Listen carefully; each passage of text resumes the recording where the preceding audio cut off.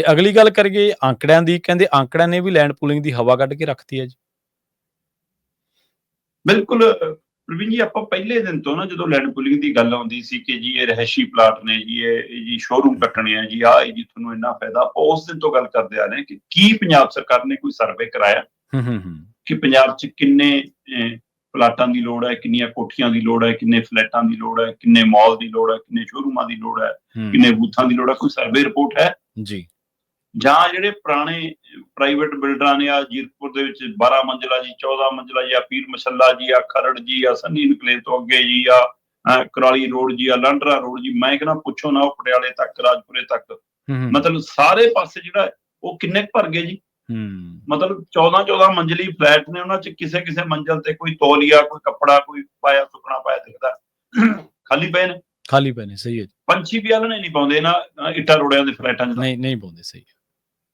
ਤੇ ਤੁਸੀਂ ਮਤਲਬ ਕਿ ਜੇ ਉਹ ਇੰਨੇ ਖਾਲੀ ਪਏ ਨੇ, ਤੇ ਫਿਰ ਦੂਸਰੇ ਪਾਸੇ 2013 'ਚ ਜਿਹੜਾ ਮੋਹਾਲੀ, ਨਿਊ ਚੰਡੀਗੜ੍ਹ ਜੇ ਉਹ ਇੱਥੇ ਕੱਟੇ, ਉਹਨਾਂ ਨੂੰ ਅਜੇ ਤੱਕ ਲੈਂਡ ਪੂਲਿੰਗ ਵਾਲਿਆਂ ਨੂੰ ਵਿਚਾਰਿਆਂ ਨੂੰ ਆਪਣੀਆਂ ਕੋਠੀਆਂ, ਕਬਜੇ, ਪਲਾਟ, ਉਹ ਬੂਥ ਨਹੀਂ ਮਿਲੇ।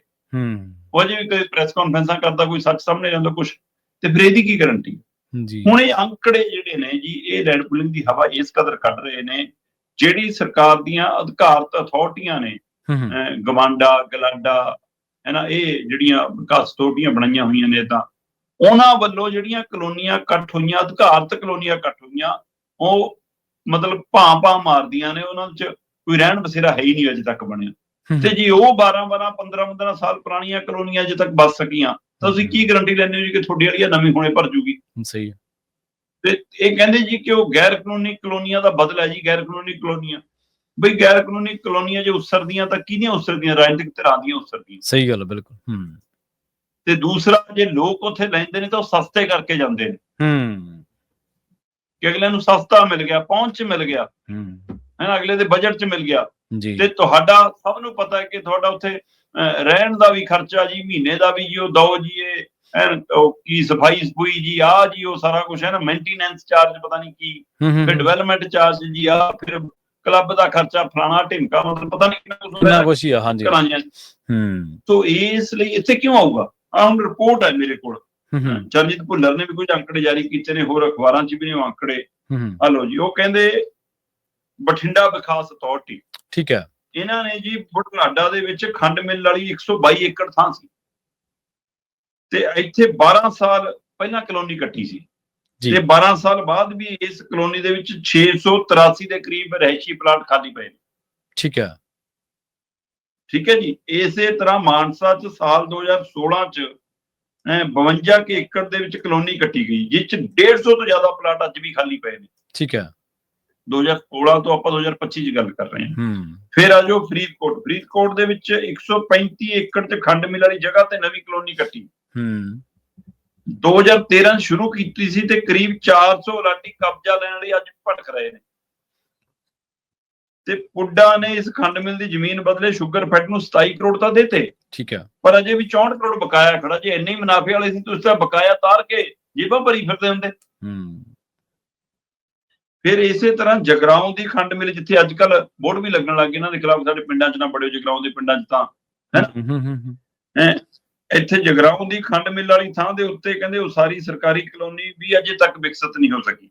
ਸੋ ਤੁਸੀਂ ਇੱਥੇ ਅੰਦਾਜ਼ਾ ਲਾ ਲਓ ਕਿ ਜੇ ਇਹ ਹਾਲ ਹੈ ਜੀ, ਓਵਰਆਲ ਮੈਂ ਦੇਖਾਂ ਤਾਂ ਕਹਿੰਦੇ ਜੀ 27 ਜੁਲਾਈ 2025 ਤੱਕ ਗਵਾਂਡਾ ਦੀ ਸਾਈਟ ਤੇ ਜੋ ਅੰਕੜੇ ਜਾਰੀ ਨੇ, ਉਹਦੇ ਅਨੁਸਾਰ ਪੁੱਡਾ ਅਧੀਨ ਪੈਂਦੀਆਂ ਵਿਕਾਸ ਅਥਾਰਟੀਆਂ ਦੀਆਂ 27,111 ਜਾਇਦਾਦਾਂ ਖਾਲੀ ਪਈਆਂ ਨੇ ਜੀ। ਇਹ 27 ਜੁਲਾਈ ਪਰਸੋਂ ਦੀ ਉਹ ਗੱਲ ਹੈ, ਇੰਨੀ ਅੱਜ ਤੱਕ ਤਾਂ ਇਹ ਤਾਂ ਹੈ ਨਹੀਂ ਕਿ 2 ਦਿਨਾਂ ਚ ਕੋਈ ਕੋਠੀਆਂ ਉਸਰ ਗਈਆਂ ਹੋਣੀਆਂ। ਜੇ 12 13 15 ਸਾਲ ਤੋਂ ਪਈਆਂ ਨੇ। 27,111 ਥਾਵਾਂ ਖਾਲੀ ਪਈਆਂ ਨੇ। ਤੇ ਫਿਰ ਉਹ ਭਰ ਲਓ ਭਰਾਵਾ, ਉਹ ਦੁਬਾਰਾ ਰੀਸੇਲ ਚ ਵੇਚ ਲਓ, ਕਰ ਲਓ ਕੁਛ, ਇੰਨਾ ਹੀ ਕਾਹਲ ਹੈ। ਹੁਣ ਇਹਦੇ ਵਿੱਚੋਂ 15,525 ਰਹਿਸ਼ੀ ਜਾਇਦਾਦਾਂ ਨੇ, ਜਦੋਂ ਕਿ 3700 ਤੋਂ ਵੱਧ ਵਪਾਰਕ ਜਾਇਦਾਦਾਂ ਨੇ ਜੀ। ਇੱਥੋਂ ਦਾ ਲਾ ਲਓ, ਕੱਲੀ ਗਵਾਂਡਾ ਦੀਆਂ ਹੀ 10,620 ਦੇ ਕਰੀਬ ਜਾਇਦਾਦਾਂ ਖਾਲੀ ਪਈ। ਗਵਾਂਡਾ ਮਤਲਬ ਜਾਂ ਮੋਹਾਲੀ ਖੇਤਰ ਜਿਹਨੂੰ ਸਭ ਤੋਂ ਵੱਧ ਡਿਵੈਲਪ ਦੱਸਦੇ ਨੇ।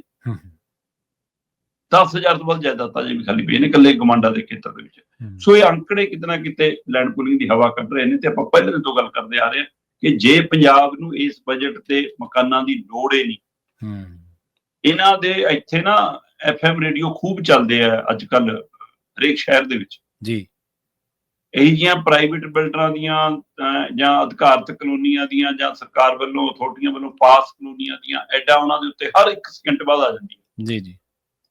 ਤੇ ਉਹ ਚੋਂ ਕਿਤੇ ਨਹੀਂ ਕਹਿੰਦੇ ਕਿ ਤੁਹਾਡੇ ਰਹਿਣ ਲਈ, ਉਹ ਕਹਿਣਗੇ ਇਨਵੈਸਟਮੈਂਟ ਦਾ ਵਧੀਆ ਰਾਹ। ਸਹੀ ਗੱਲ, ਸਹੀ। ਇਹਦਾ ਮਤਲਬ ਮਕਾਨ ਵਾਲੇ ਮਕਾਨ, ਛੱਤ ਵਾਲੇ ਛੱਤ ਨਹੀਂ ਲੱਭਦੇ।